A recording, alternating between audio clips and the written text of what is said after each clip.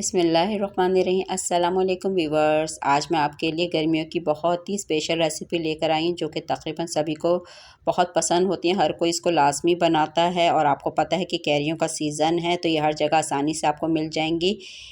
इसका अचार भी बनाया जाता है और इसको बहुत सी मुख्तलिफ़ चटनियाँ इससे बनाई जाती हैं। तो आज जो मैं आपको सिखाने जा रही हूँ वो है खट्टी मीठी चटनी।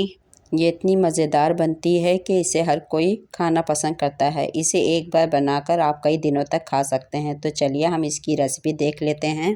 तो जो लोग मेरे चैनल पर न्यू हैं वो मेरे चैनल को सब्सक्राइब कर दीजिए और इसकी रेसिपी देखते हैं। इसके इंग्रेडिएंट्स कि सबसे पहले मैंने आधा किलो के करीब कैरियाँ ले ली थी।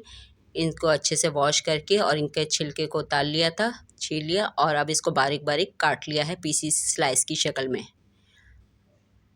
इस तरह आपको भी स्लाइस की सूरत में काट लीजिएगा।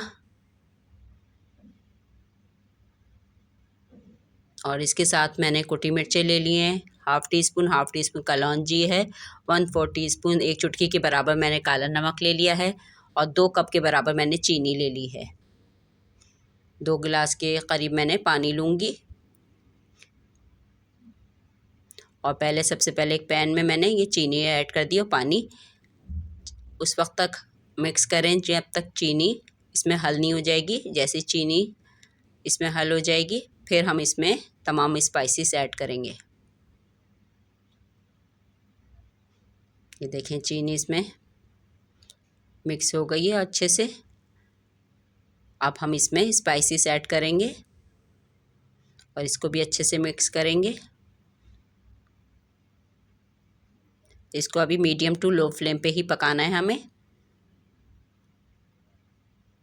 इसके बाद हम जो कैरियाँ हमने काट के रखी हैं वो हम इसमें ऐड कर देंगे।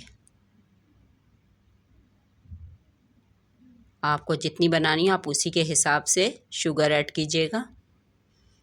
कम लगे तो बीच में भी आप ऐड कर सकते हैं क्योंकि ये खट्टी मीठी होती है, इसलिए ना ज़्यादा मीठी ना ज़्यादा खट्टी। इसको अच्छे से मिक्स करेंगे।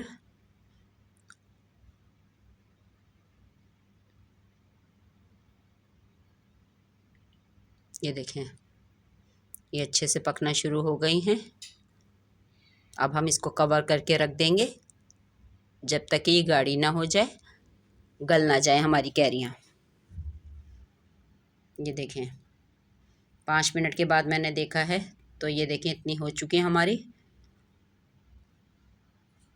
थोड़ी बहुत कसर है तो हम इसको अभी और पकाएंगे और गाढ़ा करेंगे। जैसे ये और गाढ़ी हो जाएंगी बिल्कुल मुरब्बा टाइप का, चटनी टाइप की बन जाएगी,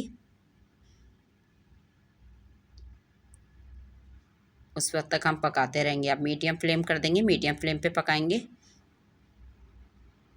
और इसको कवर करके फिर रख देंगे। अब ये देखें हो चुके हैं 10 मिनट के बाद ये हमारी रेडी हो चुकी है। अब हमें सिर्फ इतना रखना है कि ये ठंडा होने के बाद ख़ुद गाढ़ी हो जाएगी, एकदम थिक पेस्ट चटनी की तरह बन जाएगी। तो बस अब इस पॉइंट पे आके हम फ्लेम को ऑफ़ कर देंगे और इसको डिश आउट करेंगे। ये देखें मैंने इसको बाउल में निकाल लिया है। इसको हम ठंडा होने के लिए रखेंगे, ये और गाढ़ी होती जाएगी। इसका फ़ाइनल लुक देखिए कितना मज़ेदार लग रही है, आपको यकीनन बहुत पसंद आएगी। आप एक बार ज़रूर बना के देखिए। तो आप बार बार बनाएंगे इसको, पराठे के साथ, रोटी के साथ, राइस के साथ, जिसके साथ भी आपको अच्छी लगे उसके साथ आप खा सकते हैं। बच्चे बड़े सब बहुत शौक़ से खाएंगे। मेरी वीडियो अच्छी लगी तो इसे लाइक कीजिए, शेयर कीजिए, मेरे चैनल को सब्सक्राइब कीजिए। मिलती हूँ नेक्स्ट वीडियो में नेक्स्ट मज़ेदार रेसिपी के साथ। जब तक अपना बहुत ख्याल रखिएगा, मुझे दुआ में याद रखिएगा। अल्लाह हाफ़िज़।